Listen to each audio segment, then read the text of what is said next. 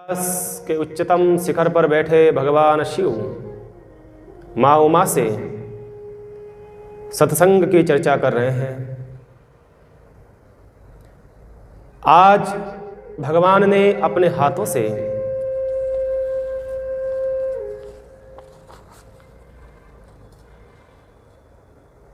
आसन को लगाया है और बैठे हैं आसन के ऊपर, और पास में मां पार्वती जी विराजमान हैं। बड़े प्रसन्न दिखाई दे रहे हैं आज भगवान शंकर, अति प्रसन्न है, मतलब मूड अच्छा है। मैंने कल भी कहा था, कभी भी किसी व्यक्ति से चर्चा करनी होती है ना, आपका कोई काम करवाना होता है, निकलवाना होता है या कुछ करना होता है, तो आप जरा पहले उस व्यक्ति के मूड को देखिएगा। बहुत फर्क पड़ता है मूड का। अच्छा प्रसन्न मुद्रा में हो तो कोई बात कह दो, वो स्वीकार भी करेगा। मां पार्वती ने देखा कि आज भगवान शिव बड़े प्रसन्न दिखाई दे रहे हैं, और देखिए मां पार्वती में और हम संसार वासियों में क्या फर्क है। हम जैसे ही किसी व्यक्ति का मूड अच्छा होता है तो हम क्या कहते हैं, कहीं घूमने चलते हैं, आज मूड अच्छा है, बस आज मूड अच्छा है, ये बात काम करवा देते हैं इनसे। नहीं, पार्वती ने क्या करा, मूड अच्छा था, सामने आए, बैठी पास में, हाथ जोड़े हैं, और मां पार्वती ने निवेदन कर दिया, जो मोह पर प्रसन्न सुख राशि, जानिए सत्य मोहि निज दासी। तो प्रभु हरहु मोर अज्ञाना, कही रघुनाथ कथा विधि नाना। आप मेरे पर प्रसन्न हैं तो आप मुझे दासी मानिए, सत्य कह रही हूं, और प्रभु मेरे अज्ञान को हरिए आप, और मुझे भगवान रघुनाथ की कथा सुनाइए। पहले पार्वती ने कहा भगवान से, कहती है कि कल्प वृक्ष के नीचे रहकर कोई गरीब रह सकता है? कल्प वृक्ष के नीचे रह करके कोई गरीब नहीं रह सकता। भगवान शंकर ने कहा, पार्वती ऐसा क्यों बोल रही हो, साफ साफ कहो ना, क्या कहना चाहती हो, साफ साफ कहो। पार्वती ने कहा, मैं यही कहना चाहती हूं, कोई आपके शरण में बैठा है और उसको भगवान की कथा न मिले तो फिर कल्प वृक्ष में क्या मतलब। या तो कल्प वृक्ष के बारे में उसको जानकारी नहीं है, या वो कल्प वृक्ष नहीं है। प्रभु मैं आपकी शरण में हूं, गत जीवन में मैं सती थी, आपकी ही अर्धांगिनी थी। आप कुंभज ऋषि के पास में गए, वहां कुंभज ऋषि ने आपका सत्कार करा, मेरे मन में थोड़ा भ्रम हो गया था, अहंकार आ गया था कि ये क्या कथा सुनाएगा। कथा सुनाने लगे, मैंने कथा नहीं सुनी मन लगा करके, फिर भी कथा सुन करके जाने लगे। जब उस जंगल से निकल रहे थे दंडकारण्य से, उस समय आपने भगवान राम का दर्शन करके प्रणाम करा, मैंने परीक्षा ली। फिर वापस आए, आकर के आप मुझे कथा सुना रहे थे कैलाश में, पर मैं तो ऊपर जा रहे विमानों को देख रही थी, मैंने बात नहीं मानी। आपके मना करने के बाद में भी मैं यज्ञ में गई अपने पिता दक्ष के, और वहां जाकर के मुझे जलना पड़ा। मेरा एक पूरा जन्म बीत गया है महाराज, एक पूरा जन्म बीत गया है, एक मुझे कल्प हो गया है, इस एक युग हो गया है, कल्प नहीं युग, एक युग पूरा बीत गया है, मेरा संशय जल गया है। अब मैं वो सती नहीं हूं, मैं पार्वती हूं। देखिए आप, क्योंकि सती का जन्म कब हुआ था, एक बार त्रेता युग में ही, ये चौपाई आती है, इसका मतलब सती कहती है कि त्रेता युग के अंत के अंदर, त्रेता युग के प्रारंभ में भगवान राम का जन्म होता है। सुनिएगा ध्यान से, त्रेता युग का जब प्रारंभ होता है ना, उस समय भगवान राम का जन्म होता है। उस समय भगवान राम की उम्र कितनी थी पता है आपको? 11,000 वर्ष की उम्र थी। भगवान राम धरती पर रहे, 11,000 साल तक विराजे। और भगवान श्री कृष्ण 125 साल रहे, कहीं 126 का वर्णन आता है। तो ऐसा भगवान कृष्ण 125 साल आप कहेंगे, और भगवान राम 11,000 साल तक, ये तो बड़ा डिस्टेंस है बीच का। डिस्टेंस इसलिए है बंधुओं, जैसे जैसे सतयुग आता गया, त्रेता द्वापर कलयुग, वैसे वैसे उम्र कम होती गई। सतयुग में जितने लोग होते थे उनकी उम्र लाखों में होती थी, 1 लाख प्लस होती थी, 1 लाख। फिर त्रेता युग आया, त्रेता युग में 1 जीरो हट गया, फिर 10,000, 11,000, इतनी रही, बल हजारों में आ गई। फिर द्वापर युग आया, 1 जीरो और हट गया, तो फिर 1,000 के अंदर अंदर उम्र होने लगी। फिर कलयुग आया, 1 जीरो और हट गया, अब 100 साल व्यक्ति की उम्र होती है।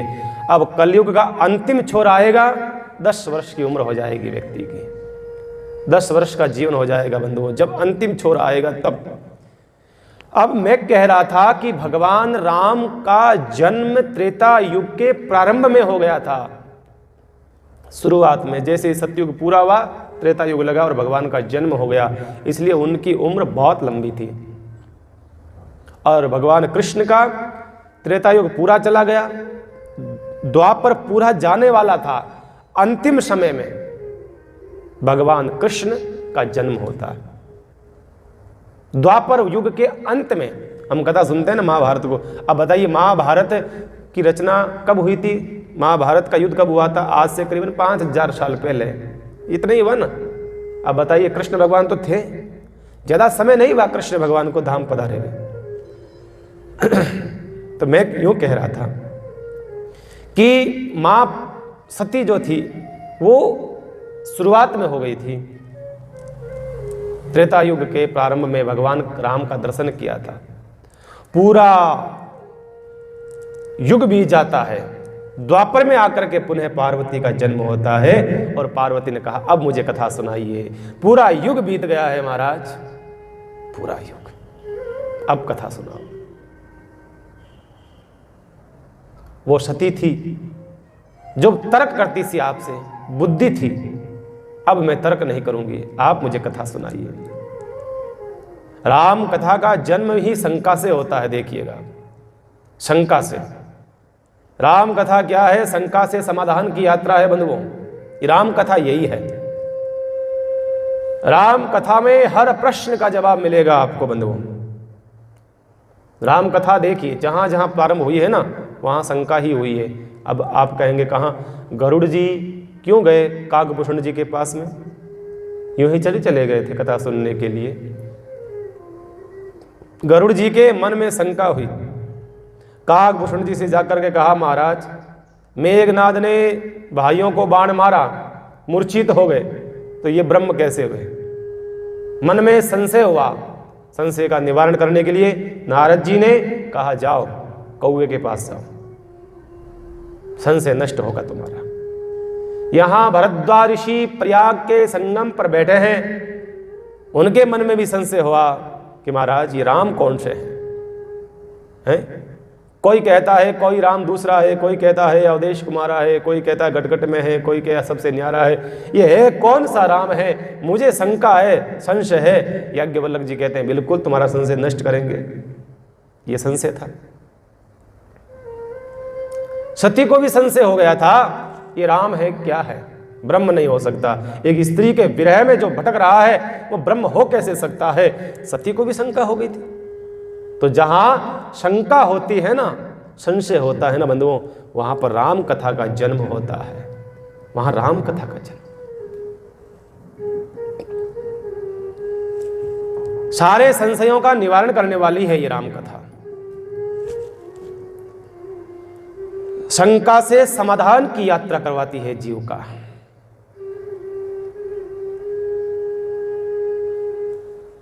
देखिए, व्यक्ति का व्यक्तिगत, सामाजिक, पारिवारिक, राजनीतिक, धार्मिक, आध्यात्मिक, आर्थिक, सबका समाधान इस कथा में मिलेगा आपको। हर प्रकार का समाधान इस कथा में आपको मिल जाएगा।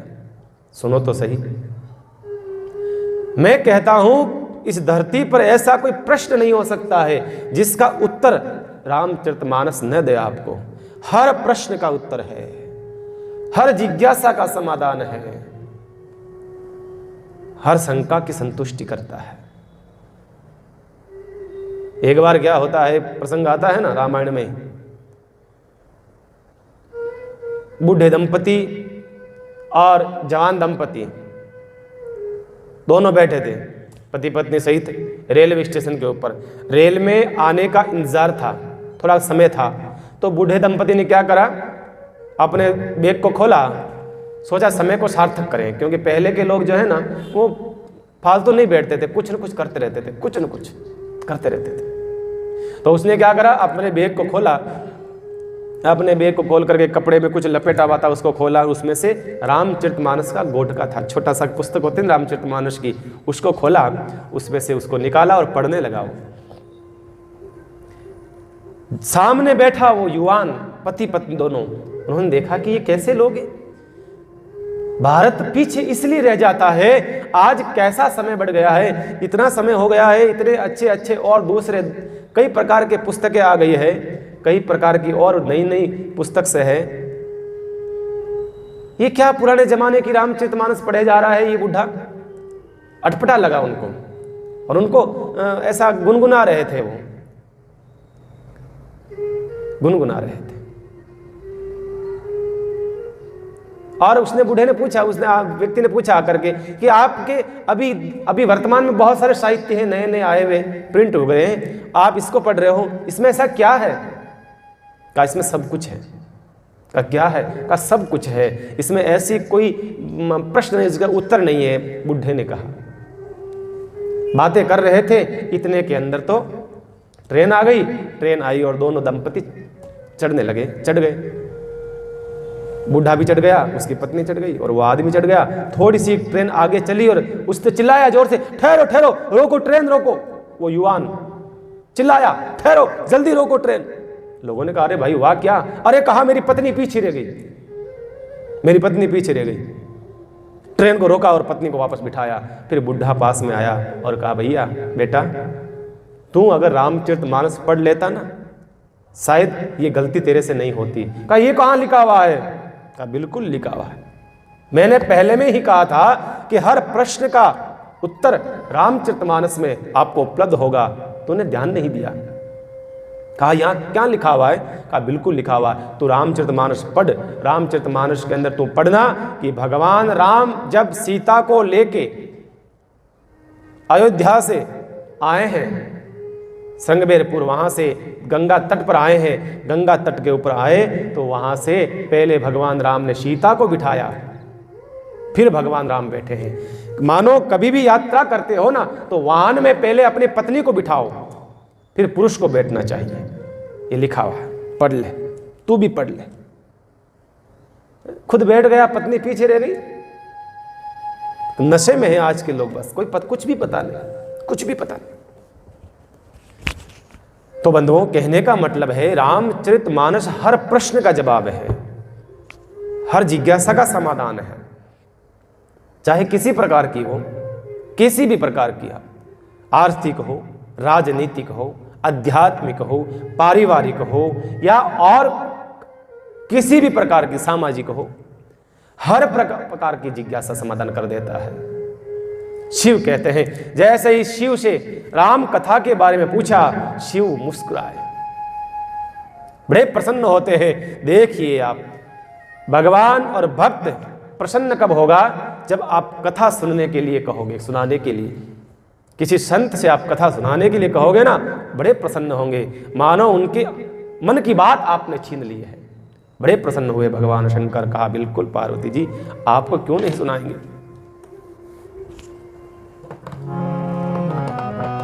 कहा जन्म क्यों लेते हैं भगवान?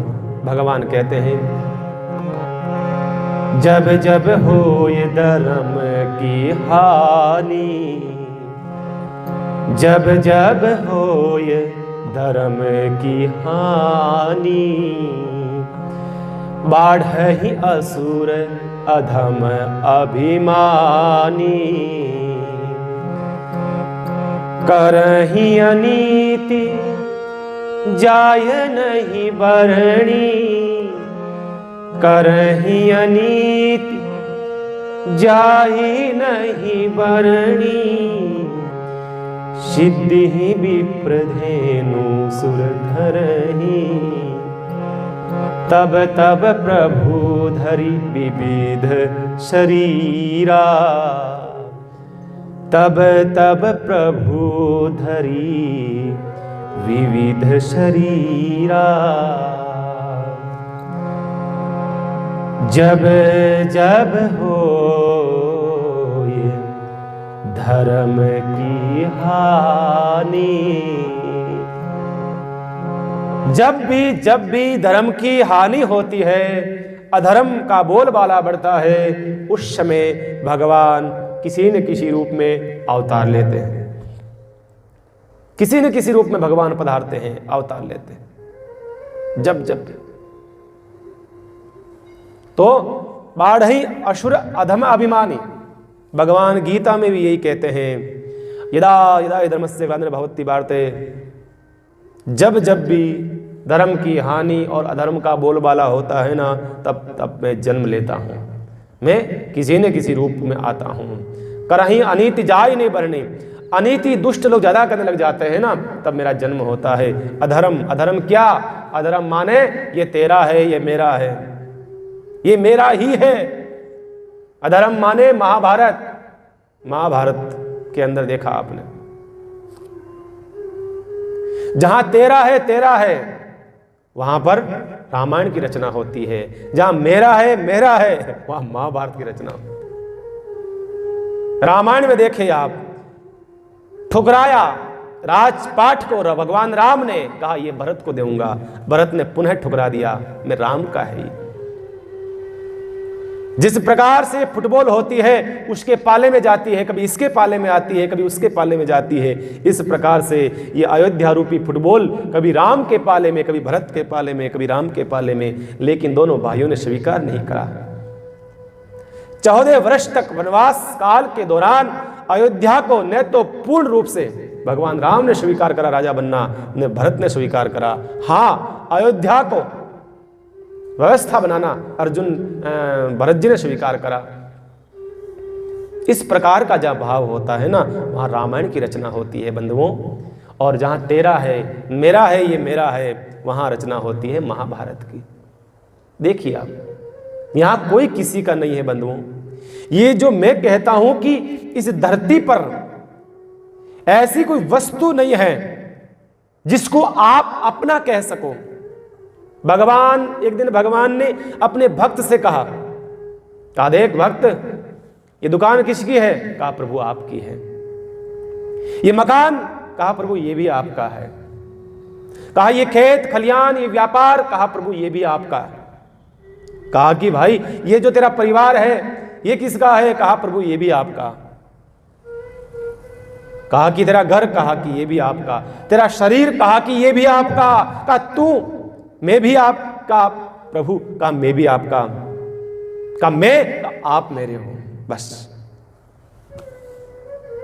सब कुछ परमात्मा का है इस धरती के ऊपर, ध्यान रखना बंधुओं। हर वस्तु परमात्मा की है, सकल साधन परमात्मा का है, परमात्मा सिर्फ हमारे हैं। इस धरती के ऊपर हमारा सच्चा कोई साथी है ना बंधुओं, ध्यान से सुन लेना। हमारा सच्चा, हमारा आत्मा का, हमारा पक्का बेस्ट फ्रेंड अगर कोई हमारा है, हमारा आत्मा का पति है, वो हमारा परमात्मा है। बाकी इस धरती पर हमारा कुछ भी नहीं है। ये शरीर हमारा नहीं है बंधुओं, ये शरीर हमारा नहीं। बड़ा आश्चर्य की बात देखिए आप। तो भगवान स्वामी राम सुखदास जी महाराज फरमाया करते थे बार बार, इसलिए भगवान को कहते रहो प्रभु मैं आपका हूं और आप मेरे हो। बस मैं आपका, बार बार कहते रहो हे नाथ मैं आपको भूलूं नहीं, बार बार कहते रहो हे नाथ मैं आपको भूलूं नहीं, मैं आपका हूं और आप मेरे हो। ये भाव बना रहे प्रभु, लोगों के मन में अहंकार नहीं आएगा। ऐसा कहने से अहंकार की भावना पुष्ट नहीं होगी। तो जहां मेरा मेरा होता है ना, वहां महाभारत की रचना होती है। फिर भगवान ने कहा सती से, पार्वती से कहा, वैसे तो भगवान के जन्म के कई कारण हैं, फिर भी मैं तुम्हारे को कुछ कारण बताता हूं। पहला कारण बताया। अब देखिए, आप भगवान के अवतार के कारण बता रहे हैं ना, ध्यान से सुनिए। अब आप रामचरितमानस में प्रवेश कर रहे हैं। मानो भगवान के जन्म का पहला कारण बताया है। सनकादिक ऋषि एक बार वैकुंठ जा रहे थे, जैसे ही दरवाजे में प्रवेश करने लगे वैकुंठ के, और वैकुंठ के दरवाजे के ऊपर खड़े थे जय और विजय, दो द्वारपाल भगवान के। जैसे ही चार भाई है सनकादिक ऋषि, ध्यान से सुन लो आप, सबसे पहला अवतार 24 अवतारों में से पहला अवतार सनकादिक ऋषियों का। चार भाई हैं, चारों की उम्र 5 साल की है, 5 से 7 साल की। और सनत कुमार सनकादिक, ये 4 भाई हैं, चारों की उम्र 5 साल की है। बस भागवत में इसका प्रसंग अपन विस्तार से सुनाएंगे। इन्होंने विवाह नहीं करा, ब्रह्मा जी के पुत्र हैं, विवाह नहीं करा, बस ये भगवान का भजन करते रहते हैं। ये अवतार भगवान का ही है 24 अवतारों में से। ये चारों भाई एक बार वैकुंठ गए, दरवाजे के ऊपर जय विजय ने उनको रोक दिया। कहाँ जा रहे हो? ठहरो, बिना पूछे कहाँ जा रहे हो? कहा अरे हमारे दादा के पास जा रहे, क्योंकि भगवान से उत्पन्न हुए हैं ब्रह्मा जी, ब्रह्मा जी के पुत्र सनकादिक, तो हमारे दादा लगे। वो दादा के घर जाना उनसे पूछना पड़ता है क्या? सनकादिक ऋषियों को रोक दिया। जय विजय ने कहा नहीं, नहीं जा सकते, हमें बिना पूछे कैसे जा सकते हो? अहंकार आ गया।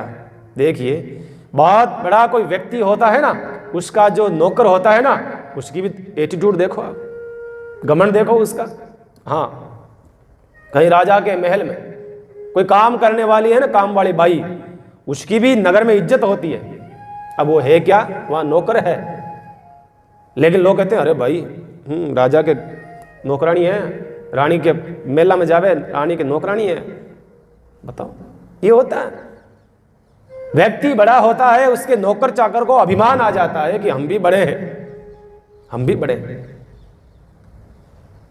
और जय और विजय को क्रोध आया। कहा कहाँ जा रहे हो? अंदर नहीं जा सकते। दोनों भिड़ गए।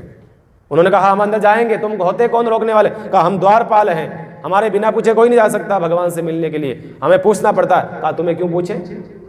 भगवान के दरबार में ब्राह्मण, संत और अबला स्त्री बिना पूछे जा सकती है, चाहे जब जा सकती है। ध्यान रखना, भगवान का दरबार खुला है। संत, ब्राह्मण और अबला स्त्री चाहे जब जा सकती है, उसके लिए जरूरत नहीं किसी को पूछने की। कहा हम जा सकते हैं? कहा नहीं जा सकते। क्रोध आया और तुरंत चारों भाइयों ने दे दिया श्राप, जाओ भयंकर राक्षस बन जाओ, चले। ये सब भगवान को पता था, भगवान लीला करना चाहते हैं। देखो, ये भगवान की लीला है इसमें। बाकी अब एक बात बताइए, ये संसार की बात मैं नहीं कहता हूं, बड़े व्यक्तियों के जो नौकर होते हैं उनको घमंड आ जाता है, लेकिन मैं कहता हूं भगवान विष्णु और उनके द्वारपाल जय और विजय। अब बात बताइए, क्या भगवान विष्णु के द्वारपाल इतने ज्ञानी नहीं थे?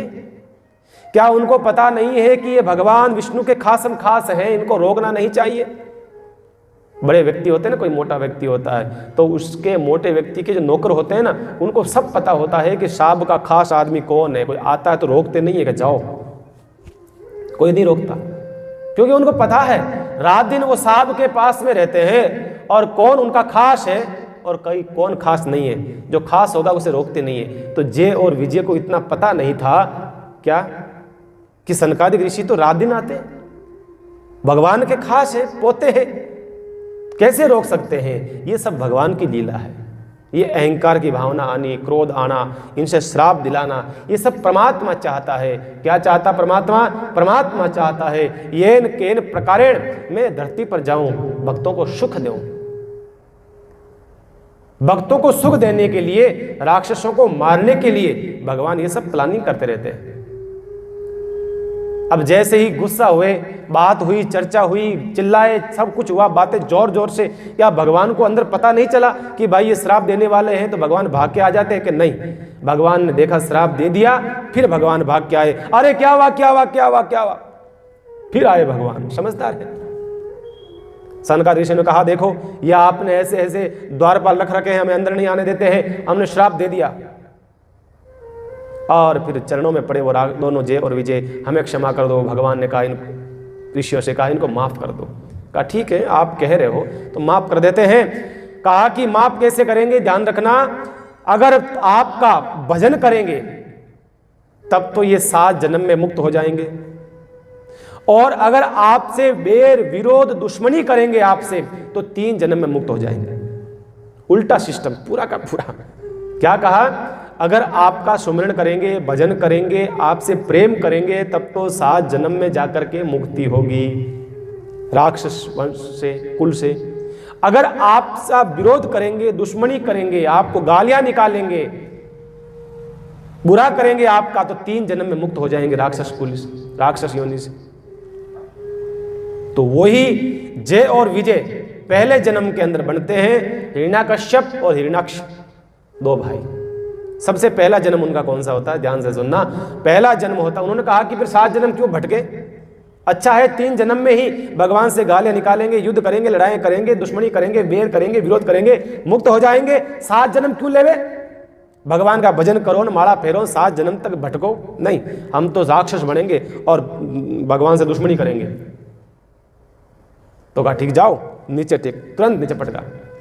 और पहले युग में, सतयुग में, वही जय और विजय क्या बनते हैं? हिरण्याकश्यप और हिरण्याक्ष, दोनों भाई थे। वही जय और विजय दूसरे जन्म के अंदर बनते हैं रावण और कुंभकर्ण। वही जय विजय, वही जय विजय त्रेता युग के अंदर तीसरे जन्म के अंदर शिशुपाल और दंतवक्र बनते हैं। यह पहला कारण है भगवान का अवतार लेने का बताया। का दूसरा कारण? का बिल्कुल दूसरा कारण यह है, जालंधर नाम का राक्षस हुआ था एक। जालंधर नाम का राक्षस बहुत भयंकर राक्षस था और इतना ताकतवर, बलवीर, बलिष्ठ था कि देवता आदि सब कांपने लगे उससे। सबको डरा दिया, धमका दिया, मारने लगा। उसको कोई नहीं मार सकता क्योंकि उसको वरदान था। उसकी ताकत उसकी खुद की नहीं थी, उसकी ताकत थी उसकी जो पत्नी थी, पतिव्रता, जिसका नाम था वृंदा। वृंदा का पातिव्रत धर्म उसको मजबूत बनाए हुए था। वो नहीं लड़ता था, उसकी पत्नी का धर्म लड़ता था, जिसके कारण से वो जीत जाता था। देवता हार जाते थे, जीत जाते। और भगवान ने के पास में सब आए, कहा कि महाराज कैसे मरेगा ये? भगवान ने कहा, भाई ब्रह्मा जी ने कहा कि ऐसे तो मरेगा नहीं, इसके पत्नी का पातिव्रत धर्म कोई खंडित कर दे, भंग कर दे इसके पत्नी का धर्म, तो ये मर सकता है। भगवान ने लीला करी। भगवान ने क्या करा? जालंधर बाहर गया हुआ था एक बार, और उसके पीछे जालंधर का ही रूप बना करके आ गए जालंधर के महल में। पत्नी ने देखा, ओ मेरे पति आए हैं, तुरंत भागी, पति को बिठाया और चरण धोए हैं और जलपान कराया है। जैसे ही सब कुछ करा है, तुरंत पत्नी को पता चल गया ये झूठा है, ये मेरा पति नहीं हो सकता है, ये तो विष्णु है। मालूम चल गया, दे दिया श्राप, श्राप दे दिया। कहा जाओ, आपने मेरे पति की अनुपस्थिति में आकर के मेरे को छला है, मेरे पातिव्रत धर्म को भंग कर दिया आपने। और रोने लगी, वो चिल्लाने लगी, रोने लगी। उसी समय उसने श्राप दिया और कहा कि जिस प्रकार से आपने अकेली स्त्री को पाकर के उसका हाथ लगा है, इसी प्रकार से आपको भी अगले जन्म के अंदर आपकी पत्नी को भी राक्षस आएगा और वो अकेली पत्नी को उठा करके ले जाएगा। और दूसरा श्राप वृंदा ने यह सतीत्व तो नष्ट कर दिया। नहीं, देखिए धर्म 2 प्रकार के होते हैं। धर्म दो प्रकार के होते हैं, एक होता है सामान्य धर्म और एक होता है आपद धर्म। आपद धर्म जो है भगवान ने यही अपनाया है। जैसे हमारे शरीर के अंदर हमारा कोई अंग गल जाता है ना, तो हम क्या करते हैं, उस अंग को डॉक्टर कहता है काटना पड़ेगा। अगर काट दोगे तो सारा शरीर आपका सुरक्षित रह जाएगा, अन्यथा आपका शरीर सुरक्षित नहीं रहेगा। इसलिए अंग को काट दिया जाता है, वो आपद धर्म है। भगवान विष्णु ने सोचा कि इस दुष्ट को नहीं मारूंगा तो ये कई स्त्रियों का स्त्रीत्व भंग कर देगा। इससे अच्छा है कि इसकी एक स्त्री का स्त्रीत्व भंग हो जाए। और भगवान ने कुछ नहीं करा था, भगवान सिर्फ पधारे, उसका स्पर्श हुआ है भगवान से, बस उसमें ही भंग हो गया स्त्रीत्व, बस। और भगवान ने कुछ नहीं करा था, बस उसका श्राप भगवान को लगा। भगवान अगले जन्म में सालिग्राम बनते हैं और वृंदा वही सालिग्राम के ऊपर चढ़ती है, तब भोजन प्रसाद स्वीकार करते हैं भगवान। और ये श्राप लगा कि आप अकेली में आकर के आपने मेरे को चला है, आपकी पत्नी को भी इसी प्रकार से, यही मेरा पति जालंधर रावण बनेगा और आपकी पत्नी को उठा के ले जाएगा। ये दूसरा कारण। तीसरा कारण बताया है नारद का श्राप। भगवान शंकर कहते हैं, हे पार्वती जी, तीसरा कारण सुनो। तीसरा कारण है नारद का श्राप, नारद का क्रोध। नारद को क्रोध आया, भगवान को श्राप दिया। जैसे ही नारद की बात आई और पार्वती जी खड़ी हो गई, कहा भगवान ये बात स्वीकार नहीं है। भगवान क्यों? अरे पार्वती हुई कहीं? कहा नहीं, मैं सब कुछ सुन सकती हूं, हर बात सुन सकती हूं, पर मेरे गुरुदेव के बारे में नहीं सुन सकती। कहा अरे सुन तो ले। भगवान विष्णु हंसने लगे। कहा नहीं, खबरदार, मेरे गुरुदेव को क्रोध आया, मेरे गुरुदेव ने एक श्राप दे दिया, नहीं, ऐसा मेरे गुरुदेव कभी नहीं कर सकते। सभी कहे अरे भाई करियो जने तो नाम लेऊं पचे, करा है। नारद ने ऐसा गुस्सा आया, श्राप दे दिया भगवान को, नहीं मैं स्वीकार नहीं कर सकती, मेरे गुरुदेव ऐसा नहीं कर सकते हैं। पक्की चेली पार्वती, पक्की चेली थी नारद जी की, कह दिया। कहा मेरे गुरु ऐसा नहीं कर सकते, जरूर कुछ कमी रही होगी विष्णु भगवान में, क्रोध दिलाया होगा मेरे गुरुदेव को, गुस्सा दिलाया। क्यों तो गुस्सा दिलाते, क्यों वो श्राप देते महाराज। देखिए गुरु निष्ठा है ना मां पार्वती की। शिष्य को चाहिए गुरु निष्ठा मजबूत हो। मैं अक्सर कहता हूं गुरु कमजोर हो सकता है आपका, पर गुरु पद कभी कमजोर नहीं हो सकता। बराबर ना? हाँ, संसार के इस फेर में गुरु कहीं ना कहीं मात खा जाता है, पर बंधुओं गुरु पद है ना बहुत मजबूत होता है। और शिष्य गुरु पद को पुनः ऐसा प्रतिष्ठित कर देता है ना, बस पूछो मत। गुरु आपका श्रद्धा मजबूत होनी चाहिए। इसलिए कहा सब कोई तीर्थों में आवश्यकता नहीं जाने की, बस गुरु सबसे बड़ा तीर्थ है हमारा। अरे तीर्थ धाम आपके चरणों में, हाँ हे गुरुदेव आपके चरणों में, सारे तीर्थ धाम आपके चरणों में, हे गुरुदेव आपके चरणों में, हे गुरुदेव आपके चरणों में, हे गुरुदेव आपके चरणों में, सारे तीर्थ धाम आपके श्री चरणों में, हे गुरुदेव आपके चरणों में। हृदय में मां गौरी लक्ष्मी कंठ शारदा मां, हृदय में मां गौरी लक्ष्मी कंठ शारदा मां, जो भी मुख से वचन कहे वो सिद्ध वचन हो जाता है, जो भी मुख से वचन कहे वो वचन सिद्ध हो जाता है, वचन सिद्ध हो जाता है। हे गुरु ब्रह्मा, हे गुरु विष्णु, हे शंकर भगवान आपके चरणों में, हे गुरुदेव प्रणाम आपके चरणों में, हे गुरुदेव प्रणाम आपके चरणों में। सारे तीर्थ धाम आपके श्री चरणों में। हाँ, हे गुरुदेव आपके चरणों में, हे गुरुदेव आपके चरणों में। जन्म के दाता माता पिता हो, जन्म के दाता माता पिता हैं आप, कर्म के दाता हो। आप मिलाते हैं ईश्वर से, आप ही भाग्य विधाता हो। जन्म के दाता माता पिता, आप कर्म के दाता हो। आप मिलाते हैं ईश्वर से, आप ही भाग्य विधाता हो, आप ही भाग्य विधाता हो। दुखिया मन को रोगी तन को मिलता है आराम आपके चरणों में।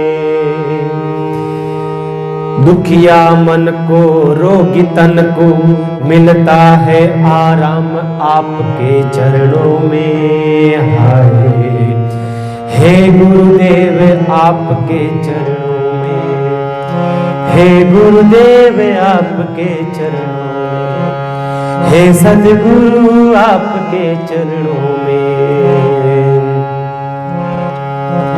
सारे तीर्थ धाम आपके चरणों में। हाय, हे गुरुदेव आपके चरणों में। निर्बल को बलवान बना दो, मूर्ख को गुणगान प्रभु। निर्बल को बलवान बना दो, मूर्ख को गुणगान प्रभु। देव कमल और बंशी को भी ज्ञान का दो वरदान प्रभु। देव कमल और बंशी को भी ज्ञान का दो वरदान प्रभु। हे माँ दानी है माँ ज्ञानी, रहूं मैं सुबह शाम आपके चरणों में। हाय, हे गुरुदेव आपके चरणों में। सारे तीर्थ धाम आपके चरणों में। हाय, हे गुरुदेव आपके चरणों में, हे गुरुदेव आपके चरणों में। हे गुरुदेव, हे गुरुदेव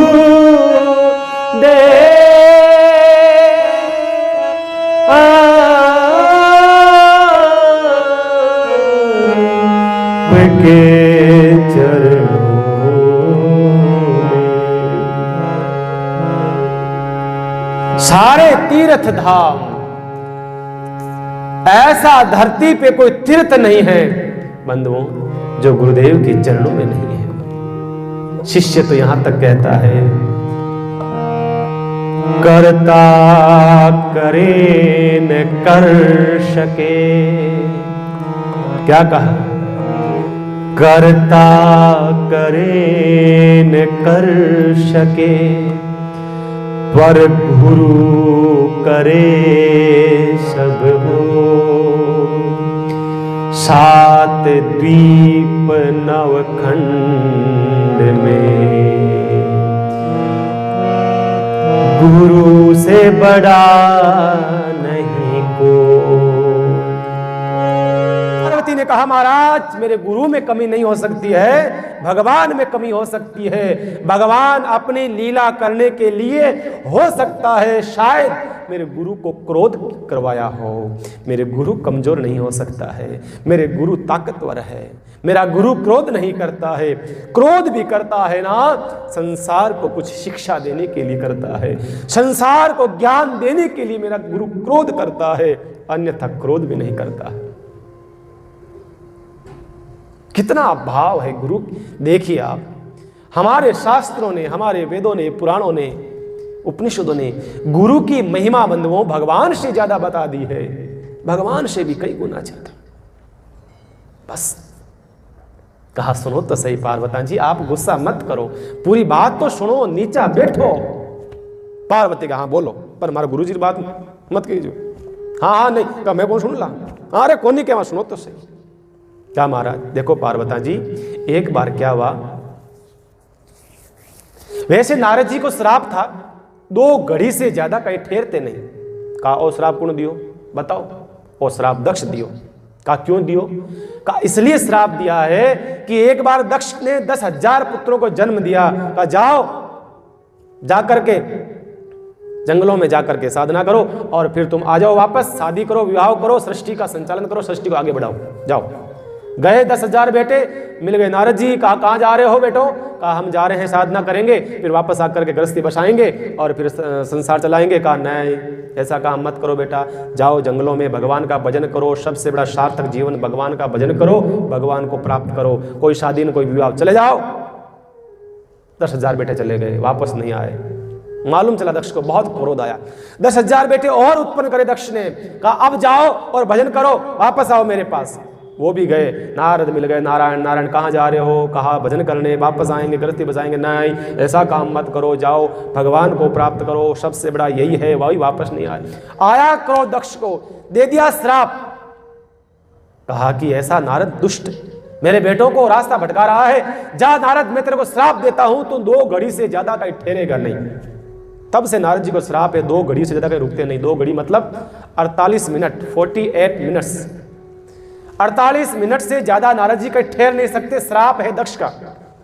इसलिए कहते हैं नारद जी घूमते रहते। ठीक है पार्वती जी की, हाँ आगे सुनाओ।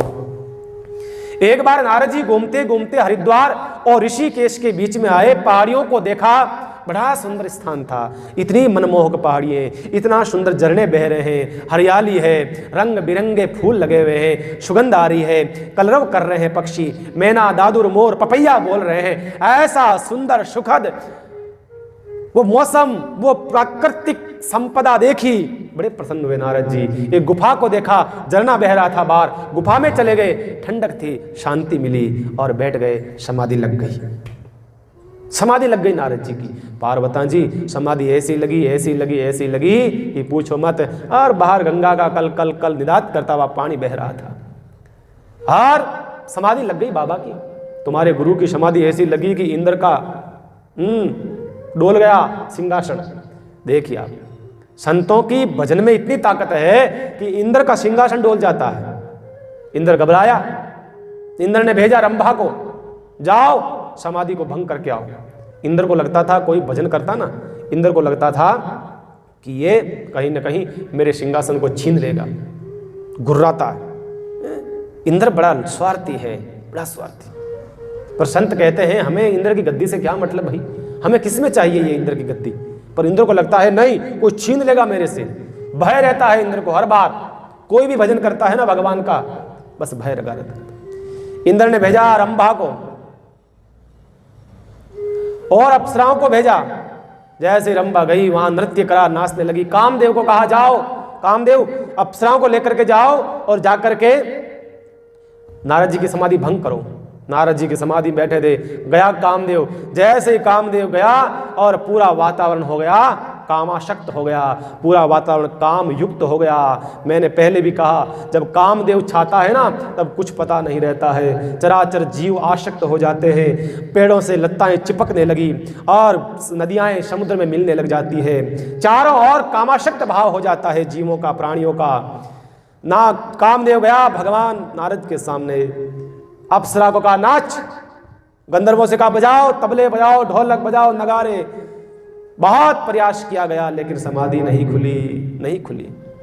बहुत मेहनत करी बंधुओं, देखो संगीत के द्वारा थक गए, अंगुलियों से खून आने लगा बजाने वालों के, वीणा के ताल टूट गए थे। रंभा आदि अप्सराएं थक गई थी, हार गई थी नाच नाच करके। हर प्रकार के सुखों को आभास कराना चाहा, पर नारद जी की तो समाधि ऐसी लगी कि खुलने का नाम नहीं, बिल्कुल नहीं खुली। अंत में कामदेव हार गया। कामदेव ने कहा ऐसे समाधि नहीं खुलेगी। कामदेव ने युक्ति अपनाई, एक बड़ा सुंदर हार बनाया, पुष्पों का हार लेकर के गया और कहा हो महाराज, बधाई हो नारद जी महाराज, आपने तो कामदेव को जीत लिया। अरे कामदेव आपके चरणों में पड़ा है, हार गया, आप तो महान हो, काम विजेता हो, काम को जीत लिया आपने महाराज। और जैसी प्रशंसा के शब्द कान में पहुंचे, नारद जी की समाधि टूटी और नारद जी ने कहा ओ हो कामदेव को जीत लिया मैंने। हार पहनाया जाता है, हार गए, यहां हार जाते हैं, इसलिए हार को हार कहा है। जो माला पहनाते हैं ना, इसलिए हार कहते हैं उसको। क्यों कहते हैं? क्योंकि उसको पता है माला पहनाने वाले को कि मेरा मस्तक ऐसे रहेगा, सामने वाला मेरे सामने झुक जाएगा, क्योंकि झुकना तो पड़ता है ना। जब भी माला पहनाते हैं तो ऐसे करना पड़ता है माथा, मतलब वो हार स्वीकार कर रहा है हार पहनने के लिए। ध्यान रखना बंधुओं, संसार में आपको प्रलोभन देने के लिए आपकी प्रशंसा, बस ये बहुत है। आदमी प्रशंसा के सामने हार जाता है, बस प्रशंसा होती है तो।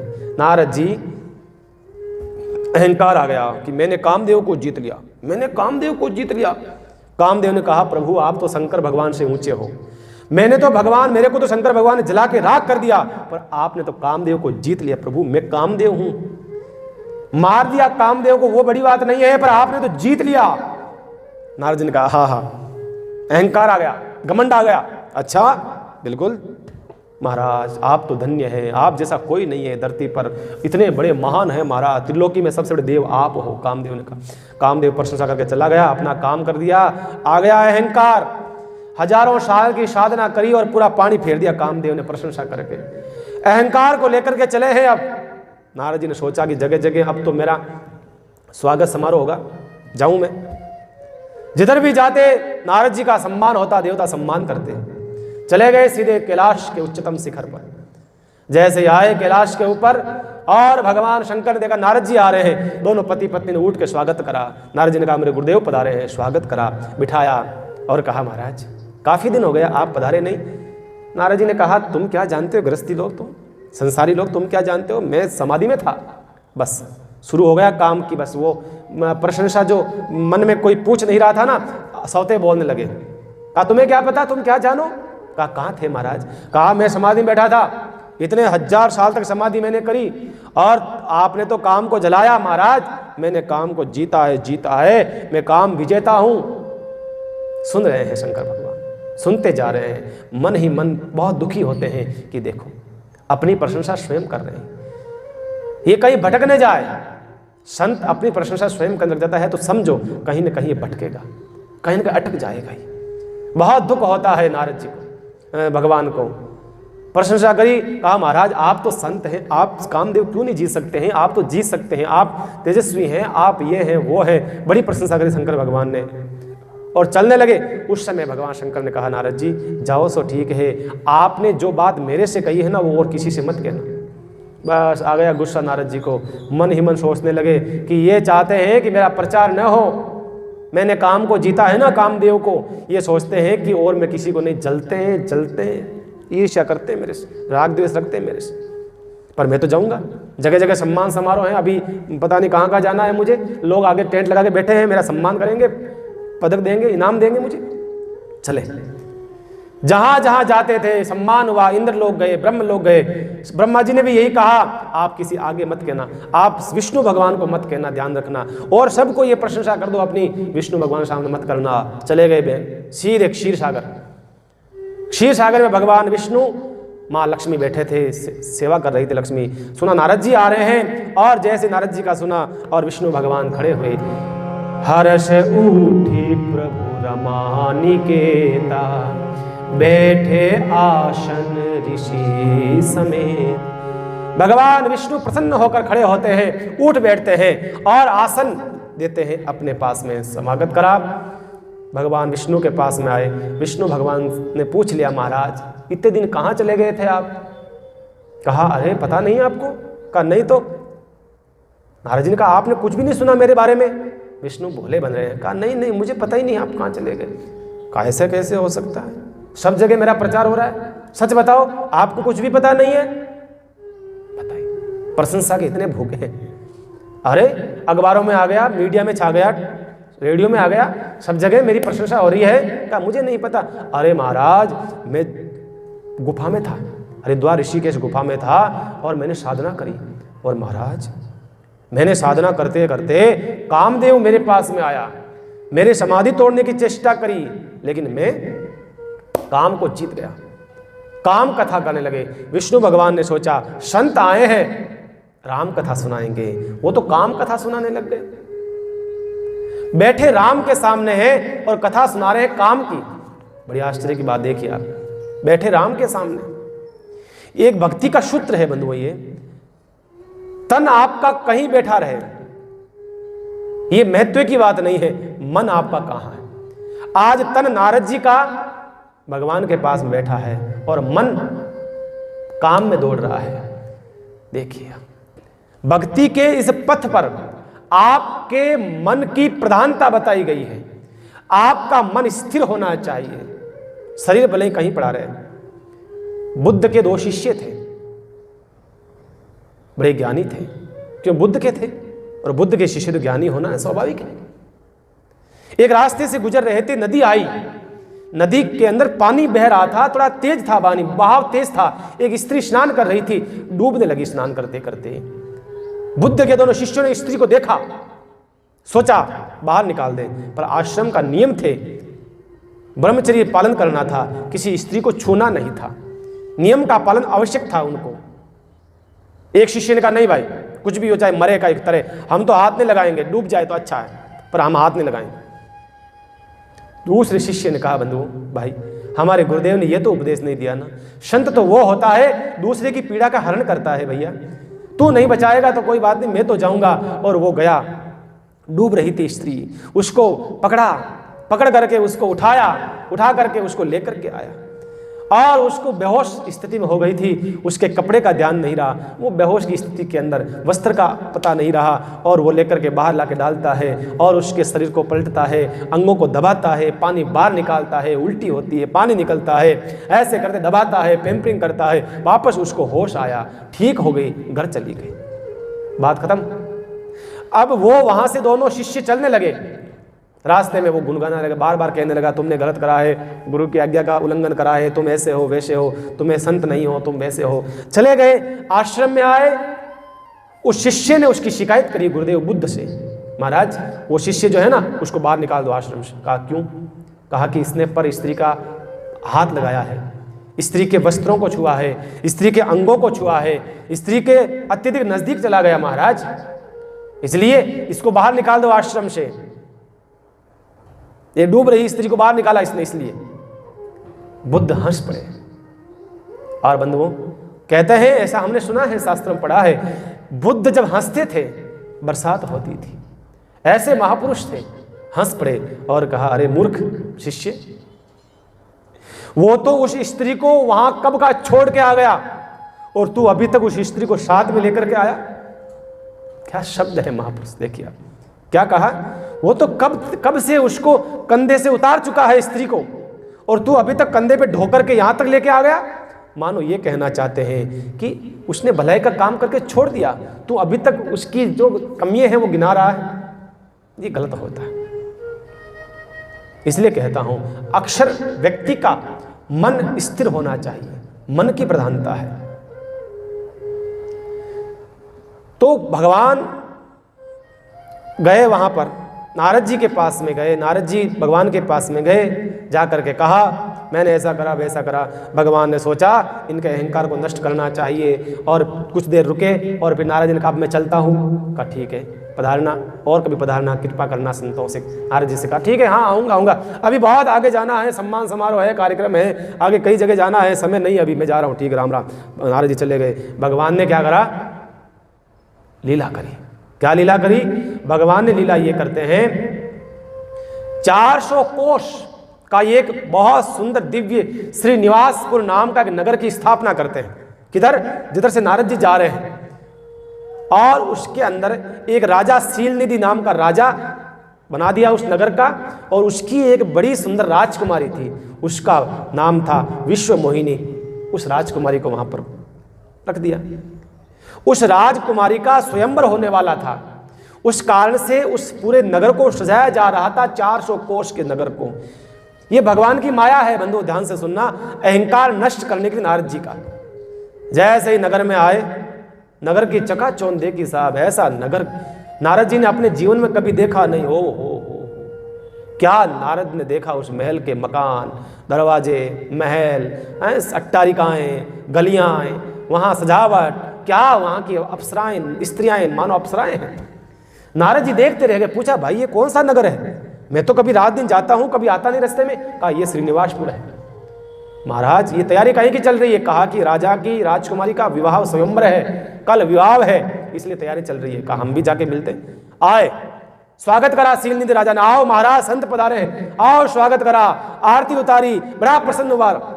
राजा बिठाया महल में ला करके, अपनी बेटी को बुलाया और बुलाकर कहा, संतों से कहा नारद से, देख रूप मुनि विरति विसारी, बड़ी बार लगी रहे निहार। क्या कहा? अपनी बेटी को बुला करके कहा, नारद जी से कहा, महाराज मेरी बेटी को देखो आप। ऐसे नहीं कहा प्रणाम कर बेटी, ऐसा नहीं कहा, समझ गए थे वो सब लीलाएं हैं माया। और विश्व मोहिनी नाम था। इतनी सुंदर थी कन्या, इतनी सुंदर। नारद जी की तो आंखें लग गई उस कन्या को देखते हुए। और राजा ने कहा, महाराज इसका हाथ देखो, हस्तरेखा देखो। नारद जी हस्तरेखा देखने लगे, हस्तरेखा देखा, हाथ देखा, उसका चेहरा देख रहे हैं। देखते देखते वो इतने आसक्त हो गए, मन में विचार आने लगा कि इस स्त्री, इस लड़की का विवाह तो मेरे से होना चाहिए। कहने लगे, जो यही बरही अमर सोई होई, समर भूमि ते जीत न कोई। कहने लगे, इससे जो विवाह करेगा वो अमर हो जाएगा, इससे जो विवाह करेगा वो समर, वो विजेता होगा, चाहे कोई से भी युद्ध हो, समर में विजेता होगा, उसको कोई जीत नहीं सकेगा, ऐसा वैसा सब बातें कही। और कुछ देर वहां रुके, मन में बस वो विश्व मोहिनी बैठ गए। जो काम को विजय करने वाले थे वो आज कामाशक्त हो गए और उससे विवाह करने की मन में इच्छा होने लगी। आज बताइए, फिर विचार करा कि मैं दाढ़ी वाला बाबा, मेरे से कैसे विवाह करेगी ये, और मेरी उम्र कितनी ज्यादा है, मैं अच्छा सुंदर बन करके आता हूं। और राजा से कहा, भाई चलता हूं। अरे महाराज ठहरो तो सही। कहा कि क्यों?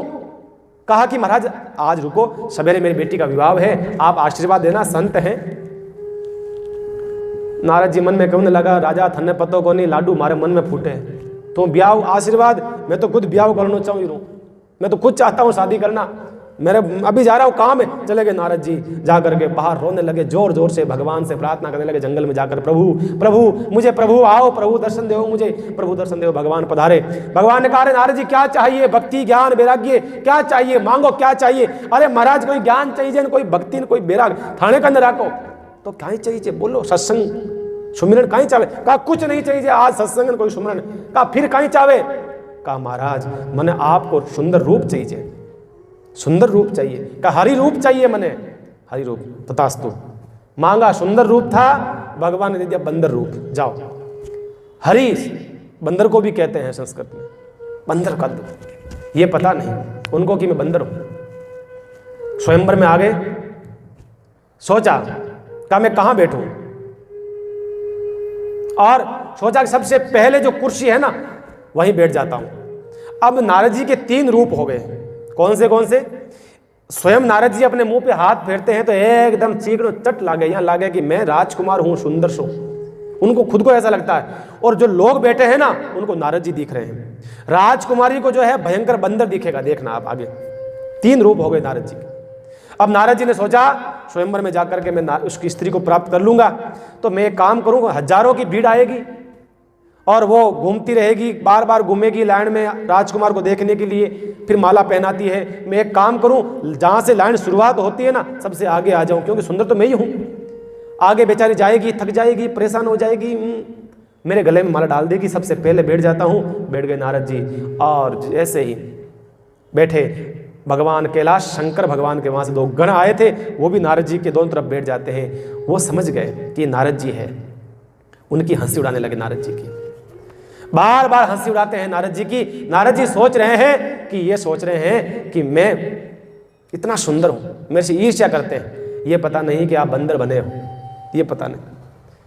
और वो स्त्री आई, राज विश्व मोहिनी आई, लाइन में आती जा रही है। लेकिन जैसे ही प्रारंभ होती है उस लाइन के अंदर आती है जिस लाइन में सबसे पहले बैठे हैं नारद जी, जैसे ही आई देखा उस बंदर का रूप, तुरंत क्रोध आ गया, उस लाइन को पूरी को छोड़ दी। सोचा शुरुआत में ही बंदर बैठा है तो पूरे बंदर ही बैठे होंगे, छोड़ दिया, उस लाइन को पूरी को छोड़ दिया, दूसरी लाइन में चली गई।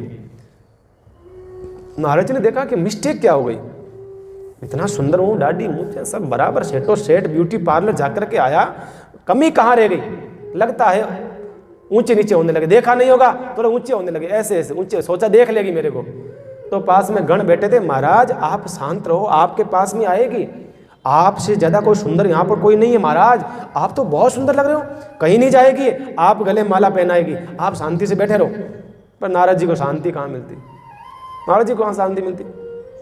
नारद जी ऊंचे नीचे होते और इधर तो भगवान स्वयं विष्णु भी बन करके राजकुमार आ गए और भगवान विष्णु के गले में माला पहना दी और भगवान विष्णु लेकर के वो गए और नारद जी वहां से उठे। नारद जी ने जाकर के बाहर देखा, पानी पड़ा था, पानी में अपना चेहरा देखा, बंदर का रूप देखा और गुस्सा आया, गालियां निकालने लगे, ये वो कई प्रकार की गालियां निकालने लगे, तुम तो ऐसे हो, तुम तो वैसे हो, तुमने क्या क्या नहीं करा है, बेचारे देवताओं को राक्षसों को तुमने ठगा है, अमृत लेकर के राक्षसों को नहीं पिला के देवताओं को पिलाया था, विश्व मोहिनी बने हो, तुम छलिया हो, कपटी हो, पापी हो, अधम हो, कई प्रकार गाली निकालने लगे। उन गणों को श्राप दे दिया क्रोध के कारण से, गालियां निकाल रहे थे गालियां। उसी समय भगवान विष्णु और वो कन्या दोनों वहां आ गए। भगवान ने कहा प्रणाम महाराज। नारद जी ने कहा क्यों आए हो यहां पर, जब देखो तुम छलते हो इस दुनिया वालों को, संसार वालों को, तुम्हारा पाला आज किसी ढंग के व्यक्ति से पड़ा है, आज मुझे क्रोध आया हुआ है। और बहुत गालियां निकालने लगे। भगवान शांत थे, चुपचाप थे, दे दिया श्राप, दे दिया क्रोध में, गुस्से में, का जिस प्रकार से मैं एक स्त्री के विरह में रो रहा हूं ना, तड़प रहा हूं ना, इस प्रकार से तुम भी अगले जन्म में एक स्त्री के विरह में तड़पोगे। और मुझे बानर का रूप दिया है ना, यही बानर तुम्हें अगले जन्म में त्रेता युग में बानर तुम्हारी मदद करेंगे, तुम्हारी सहायता करेंगे, ध्यान रखना। जाओ, मेरा श्राप है। जैसे श्राप दिया और भगवान ने अपनी लीला को समेटा। ना तो कोई श्रीनिवासपुर का नगर था, ना कोई राजा था शीलनिधि, ना ही कोई वो विश्वमोहिनी कन्या थी, सब कुछ खत्म। भगवान अकेले खड़े, जैसे देखा आंखें खुल गई नारद जी की, महाराज ये क्या, कहाँ गए वो सब, कहा ये सब माया थी। और मालूम चला नारद जी रोने लगे, भगवान के चरण पकड़ लिए, हो मेरे से बड़ा अपराध हो गया, मैंने क्या क्या कहा आपको, मैंने क्या गाली निकाली, श्राप दे दिया, प्रभु मुझे क्षमा कर देना, मुझे क्षमा कर। भगवान ने कहा नारद जी ये सब मेरी माया थी, मेरी लीला थी, मुझे सब करवाना था, आप तो एक माध्यम है। इस प्रकार से ये भगवान के तीसरा अवतार का कारण बनता है। इस प्रकार से बंधुओं और भी आगे कारण है जो हम आगे कथा